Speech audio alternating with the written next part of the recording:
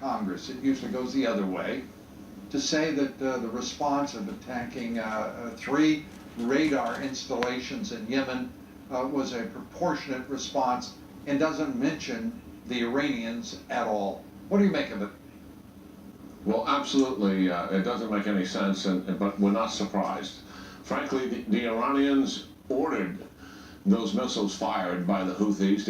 Those are missiles that the Iranians gave them, and believe me, the Houthis would never initiate anything like that without the Iranians, and this is the Quds Force, or the Iranian Revolutionary Guard Corps, who's ordered that strike as part of a pattern of behavior that we have seen now ever since the nuclear deal was signed last summer, of one provocation after another to humiliate the United States in front of our allies in the region, the Sunni Arabs, who are indeed the Iranians' opponents. That's who they want to dominate. That's what this is about.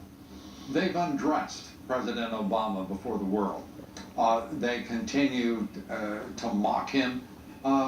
Is there any great strategic purpose, however, in these attacks on our military our Navy ships that may result in perhaps just in a moment of anomaly, this administration might find the courage to decimate some significant infrastructure and real estate in Tehran?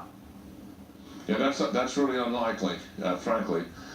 This strategy that the Iranians use is 35 years since its inception in the 1980s, and they've used it quite successfully, and that is using proxies to do their killing for them, and that's Hezbollah, Hamas, the Iraqi Shia militia, the Houthis, to do their killing for them for a 35-year period, blowing up U.S. embassies, blowing up U.S. barracks for them, killing U.S. soldiers, and no Democrat or Republican president has ever countered this strategy, and it's high time it gets countered, but it's not going to be done by this president. And we're watching the emergence of a rather quick emergence here, of a relationship and alliance, it appears, between China and Russia that is going to be very difficult for the United States if we do not develop a strategy and a series of responses.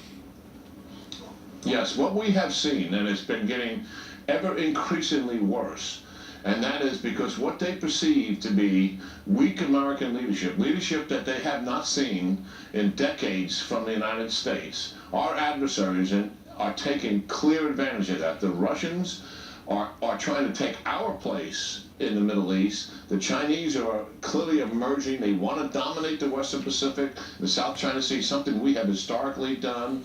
They're doing that at U.S. expense. The Russians are interested in Eastern Europe, the Baltics, and this is going to get worse before it ever gets better, because they see American weakness and they believe they can take advantage of it, and the evidence tells them that they're successful at doing that.